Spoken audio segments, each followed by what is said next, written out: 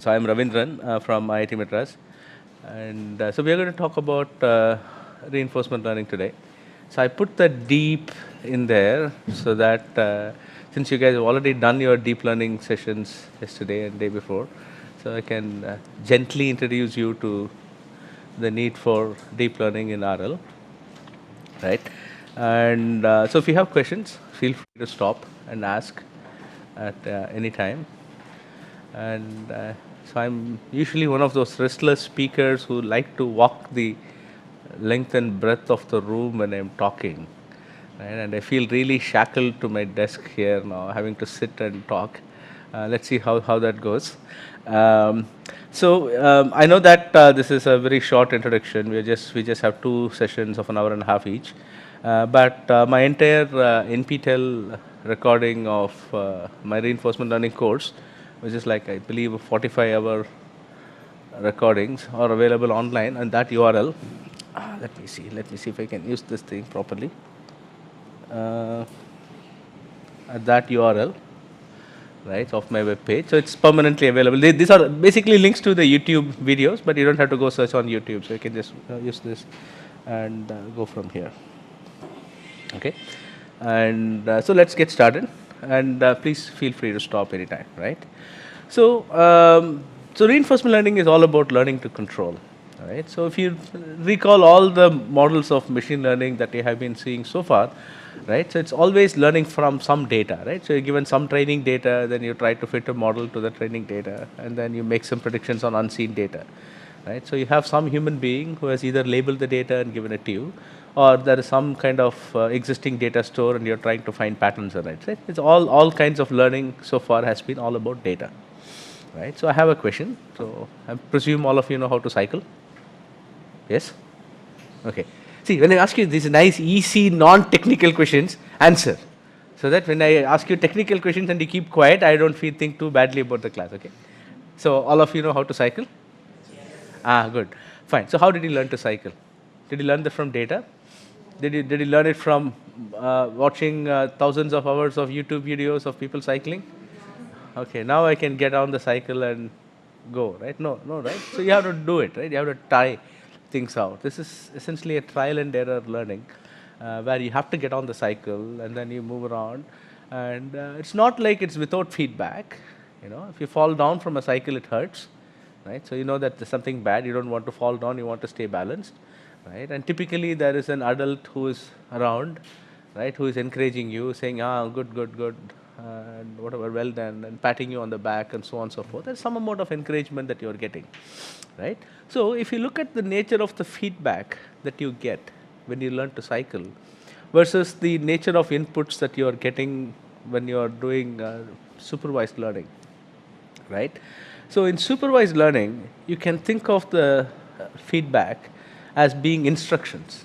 You know, somebody is telling you, okay, if this is the input, then the output is bad. If this is the input, then the output is, okay, it's a legal transaction, right? If this is the input, then the output is the person is sick, right? Somebody is giving you instructions saying if this is it, then this is the output. That's essentially what label data is all about, right? But in supervised learning also you are getting feedback, but the feedback is more evaluative in nature. You're saying, oh, you did that, okay, then that's a good thing. Right? I'm not telling you that, okay, if your cycle is moving forward at this speed and it is tilted at this angle, then you have to press down with your right leg. So that is the evaluative, that's the instructive way of doing it, right? But if I'm telling you, okay, the cycle was moving in this direction, you pressed down with your right leg and you fell down, then that's wrong. I'm not telling you what is the right thing to do, right? That is what instruction would do. I'm not telling you what's the right thing to do. I'm giving you evaluation. So you have to try things and I'll give you evaluation. So that's essentially the crux of what reinforcement learning is, right? How do you learn from this kind of evaluative feedback? By doing trial and error, okay?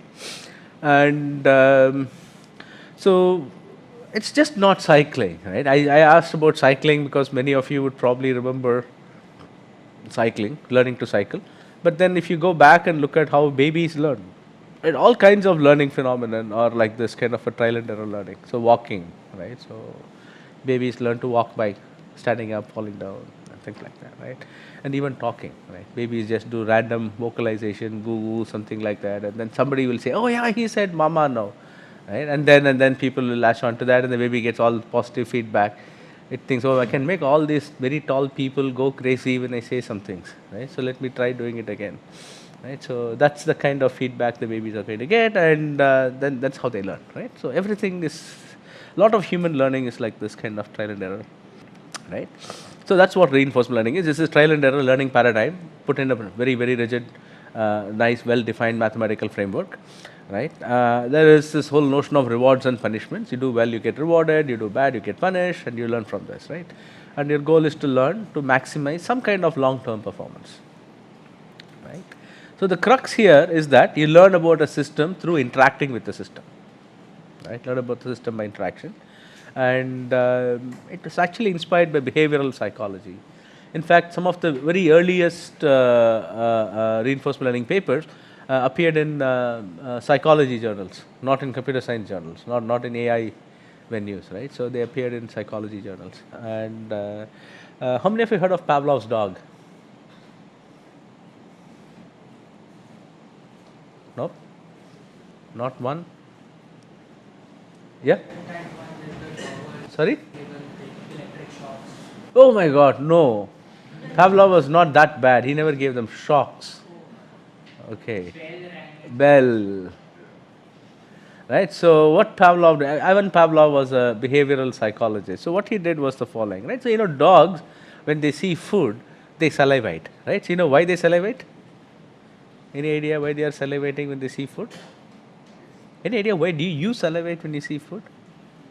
Tasty food, and not your hostel mess foods, but normal nice food. You go to a restaurant and then your mouth starts watering, right? You know why? Again, nice, easy, non-technical question. At least not for a computer science audience. I mean, for a psychology audience, it might be a technical question, but the computer science audience is a non-technical question. Why does your mouth water when you see good food?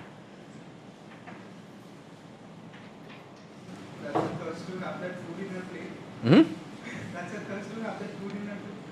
It's not really this, right? So what is that? Even though I'm saying it's mouth watering, it's not really water that's in your mouth, right? As disgusting as it might sound, but it is saliva. Right? The same thing with dogs, right? And you know what saliva is? I'm sorry? All these guys need a mic. I can't hear what they're saying.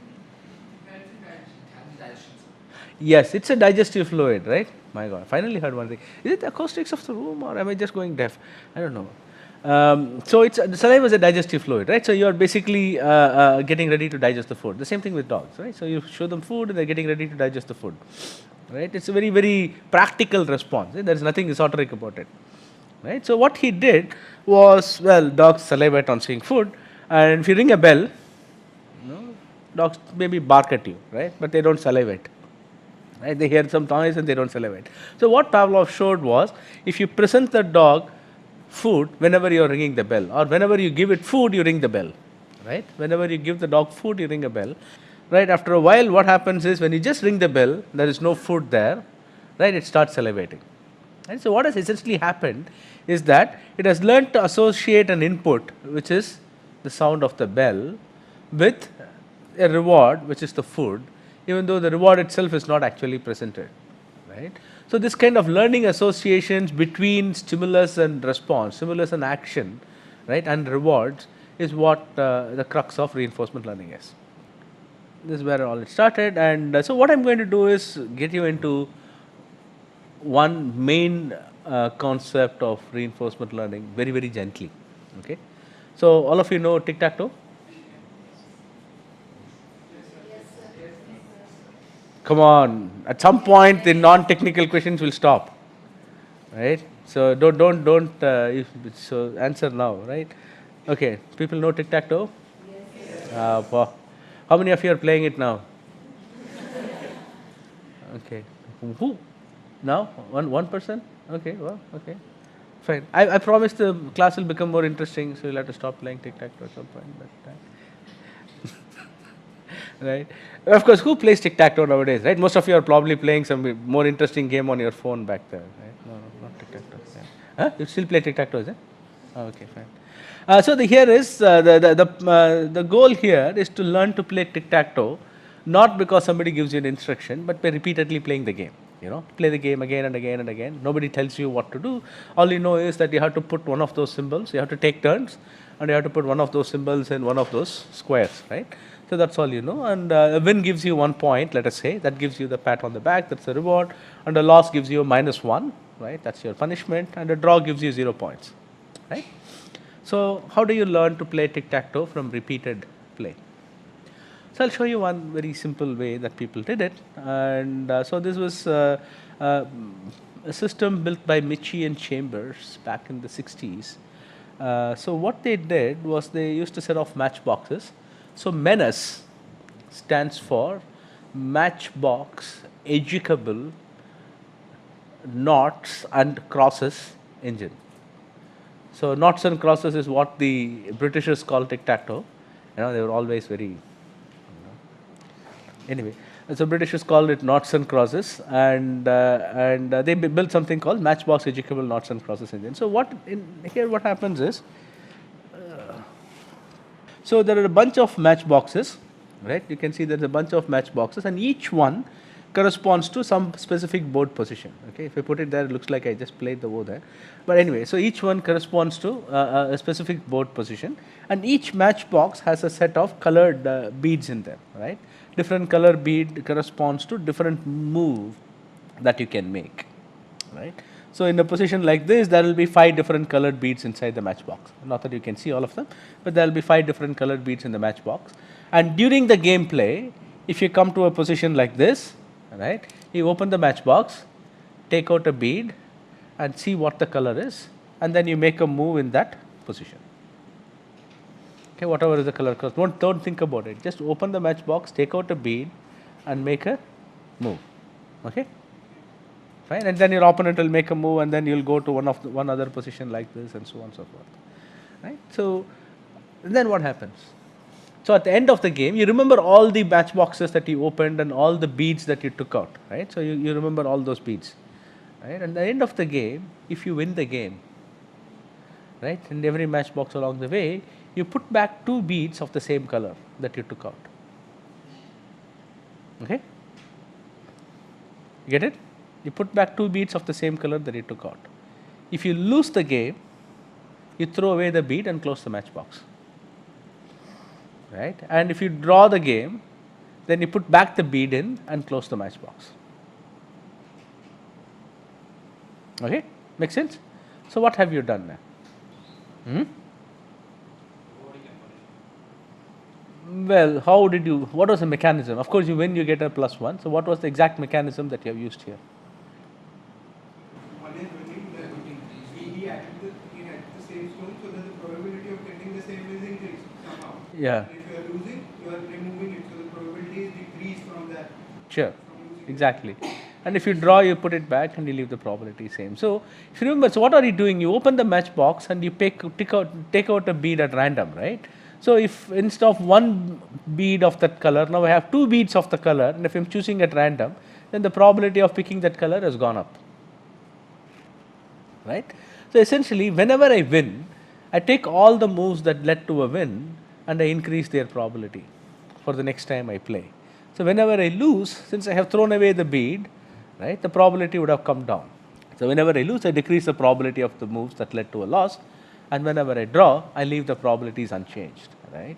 And you just keep playing this game repeatedly, and you'll be visiting a good number of these matchboxes, right? And as you keep visiting more and more of these matchboxes, you learn more and more about the gameplay. So at the end of the day, you will essentially have beads of only 1 color in every box, right? So you'll fix to a standard way of playing. So this is very, very simple way of learning to play tic-tac-toe from repeated gameplay, right?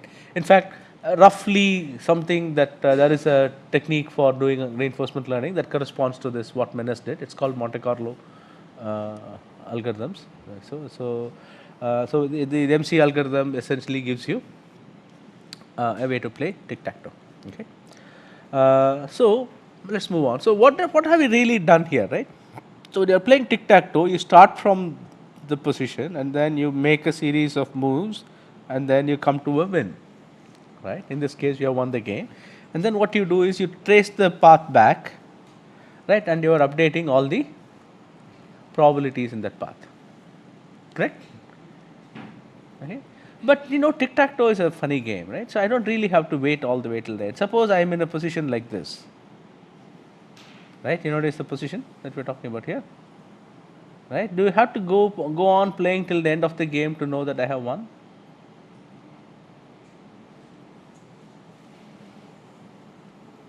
I have won, right? There is no way the opponent can stop me from winning, correct? So if I don't have to wait all the way till the end to win, if I manage to reach a position like this somewhere along the way, I can then go back and increase the probabilities of winning, right? From there, right? Probabilities of playing the move, not necessarily winning. I'm just increasing the probability of playing that move that brings me to this position. Makes it clear? I don't have to wait all the way to the end. In fact, you are able to say that this is a winning position because you know the rules of tic-tac-toe, and obviously most of you have played a lot of tic-tac-toe earlier, so you know exactly how to win from here. But the point is, the agent doesn't know this, right? The learning agent is essentially learning everything from scratch, and all that it has could potentially have are estimates of how likely is it I'm going to win given this position, right? So the estimate for how likely you're going to win would be probably 1 on 1 or like 100% chance of winning when you come to this position, right? Or if you are playing moronic, right, you still have a chance of losing, right? I mean, from this position as well, but you don't know. Like as you learn to play, you make these estimates of how likely is it I'm to win, right? And so if I make a move that takes me from a position that has say 80% chance of winning to a position that has say 95% chance of winning, then I can automatically increase the probability of that move because it's improving my position, right? On the other hand, suppose I go from a position that has 80% chance of winning to a position that has a 60% chance of winning, then I can automatically reduce the probability, right? So I don't have to wait till the end of the game, right? As I keep playing, all I need to do is, okay, currently I have a 80% chance of winning. In the next stage, I have a 60% chance of winning. So what should I do, right? I can just look at from one stage to the next and look at the estimates that I have, right? And then use that for updating my behavior, right? I don't have to wait till the end, right? So this is something that's called temporal difference learning. Right, this is something that's called temporal difference learning. It's a very, very simple rule. It's kind of, I think it's at the core of what reinforcement learning is all about, right? It was proposed in '83 by Bartow, Sutton and Anderson. You see the people out there. And the intuition behind temporal difference learning is that you look at the prediction of outcome at time t+1. In this case, the outcome we are looking at is what's the likelihood of you winning, right? I look at the prediction at time t+1 and I look at the prediction at time t, and then I look at, okay, so from 60, I've gone to 80%. So I can increase the probability of taking that move. Or from 80, I've gone to 30%. I should decrease the probability of taking that move, right? And I can use the later prediction, and I can use that, and I can adjust the predictions I'm making as well, right? It's had profound impact not just in AI and machine learning, but also in behavioral psychology and neuroscience. In fact, a lot of neural mechanisms for learning that happens in our brain and other primate brains and so on and so forth have been explained through this kind of temporal difference rules. Okay. In fact, I can not only increase the probability of the actions I'm taking, I can also change the predictions, right? If I think I have 80% chance of winning from here, and I take a move, and then I go to a position that has only a 30% chance of winning, so obviously something was wrong with my 80%, right? So I can adjust that as well, right? So there are different ways in which you can use the temporal difference idea. Right? So any questions on what temporal difference is? It's the crux of what we are going to do. I have told you nothing really technical so far, right? Right? Mostly pictures, right? So I believe that t and t+1 on this slide are the first actual math notations that we have used so far, right? Fine. You get the intuition of what temporal difference is. Great. So now we'll slowly start getting more formal as we go along. So the full reinforcement learning framework that we are going to work with has two components to it. We have an agent that is learning from close interaction with an environment. And what do we mean by close interaction? So the agent always senses the state in which the environment is. So what is a state? It could be the position on the board, it could be how fast your cycle is moving and what angle you are tilting the cycle in, whether there are pedestrians on the road and so on and so forth. So whatever information you need to come up with a good decision, right? So this is called the state, right? And the agent takes an action that's applied to the environment, right? And the environment changes state as a result of the action that the agent has taken. Okay, so this is like a closed loop. You sense the state, you make an action, and that causes the state to change, right? So the environment could be stochastic. There could be some noise, right? So you're playing tic-tac-toe with an opponent. The opponent need not always make the same response, right? The opponent also could be learning, for example, or the opponent could be random, right? The opponent could just be playing on a whim, right? Have you ever played with 4-year-olds? Right? Things are never the same. They just do something for the heck of it, not because they want to win, because it just looks cool. You know, they just try all kinds of things. Especially you should play chess with kids. You know, at some point they just get tired. They start picking the queen and then knocking the pieces off the board. Right. So that's it. So so anyway, so you could have a stochastic response from the environment, and so that's something that you have to take into account. But apart from the state change, you have one other component, which is this evaluatory feedback I was telling you about, right? So you also get an evaluation, whether how good or how bad the move was, right? And so that also comes to you. And this evaluation, as you will see later, we will, in the mathematical framework, we will assume that for every action you take, there is an evaluation. But the actual evaluation could even be delayed. For example, right? So we looked at the tic-tac-toe game, right? So we talked about that position which you know for sure is a winning position, right? But then you only get a reward at the end of the game, not as soon as you make that 3 in a row, right? No, or rather that V-shaped excess, right? So you'll probably win, but you don't get the reward right away, right? You only get the reward when you actually put the third symbol in a row, even though the one that cost you to win was probably several moves ahead, right? Just like in chess. Right? So only when the opponent resigns you get the reward, but you probably were doing the clever move 20 steps earlier. So the reward could be delayed, and it could be noisy as well, right? So you get this kind of a noisy evaluation from the environment. So this is the setup. So the agent senses the state of the environment, takes an action, okay, and goes to the next state, and along the way it gets evaluation as well, right? And the goal of the agent is to somehow maximize a long-term measure of this evaluation, right? So what exactly is this? We will formalize as we go along, right? But for the time being, just take it as the long-term performance, right? And reinforcement learning, we use the term reward for this evaluation, right? So we use it interchangeably. So that's why I said I put the reward up here. So whenever I mention reward, it doesn't really mean that I'm giving you a chocolate or something, right? It's not a treat. Right. When I say reward, it just means an evaluation, right? So we will happily talk about a reward of -1,000, right? So we don't. So reward is just the evaluation, right? So even though we call it reward, it doesn't necessarily mean it's positive, right? So it can be something like negative. And typically, this reward is modeled as a scalar. So what I mean by a scalar is just a simple number, right? So I don't give you very elaborate rewards or something. I'll just say +5 or -10 or something like that, okay? So where have people used this kind of reinforcement learning? They have used it in a variety of places, right? I'll talk about a few, but one of the things is it's kind of the method of choice in, right? It's a method of choice in many robotics learning applications, right? Where so your agent is described by a set of joint angles, velocities, orientation, and so on and so forth. And then you have to take some actions, which could be move forward or rotate my arm or whatever, right? And then whenever you accomplish what you want to do, in this particular case, the goal of the agent was to score a goal, right? And so you get a reward whenever you score a goal, something like that, right? And then of course it has been used in other kinds of game playing scenarios. I'll talk a little bit more about that later.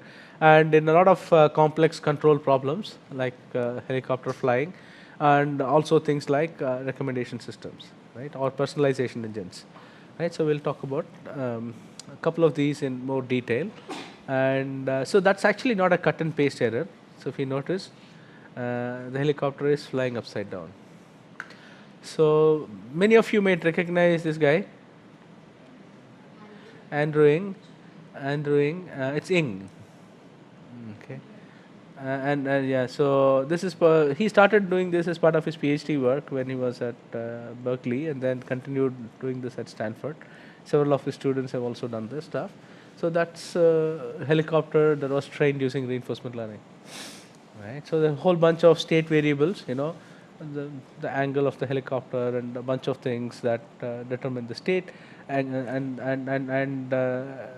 the actions where what do I do with the top rotor and the tail rotor, right? Of course, they didn't train it directly on the real helicopter. They did a lot of simulation experiments, and once it done, then they actually put it on a real helicopter. So if you go to helicopter.stanford.edu, you'll find a lot more videos and more papers and stuff like that on how they did it, right? And here is an example of how you do customization. So in Yahoo News, people know Yahoo. I mean, there's something called Yahoo that existed. Yeah. So how many of you still have a Yahoo email ID? Yeah, I can put your hand up. I also have one. So that's fine. It might not last for long, I suppose. So what they do is they select like 20 stories. Like there are some editors who select some like 20 stories, and they try to pick a few which might be of interest to the person who is coming to the website at the time, right? So the person, they track the person. You're logged in, so they know what are the things that you like and so on and so forth. And then, but they don't have any kind of supervision about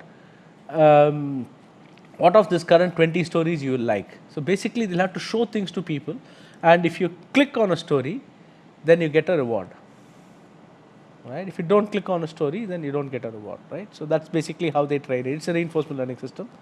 So they train it using that for customization. And this is just one example, but you can think of doing personalization, customization, recommendation, and a variety of settings using RL, right? Here is another example. So Backgammon. So how many of you know about Backgammon?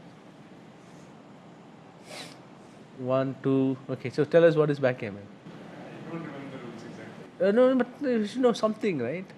Yeah, you roll the die and Okay. what game show you have to move according to the steps you get. And the goal of the game? It's to eat all the No. People know Ludo. Everyone knows Ludo. Great. Backgammon is 2-player Ludo. Yeah. basically each other, right? It's just exactly that. It's 2-player Ludo.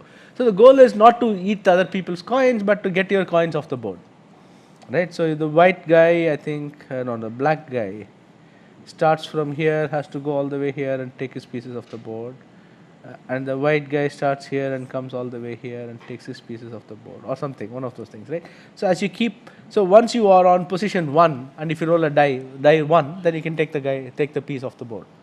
Right. Likewise, black, once you are on position 1 here, and then you roll a 1, you can take the person off the board, provided all your pieces are within your home area, which is this. Right.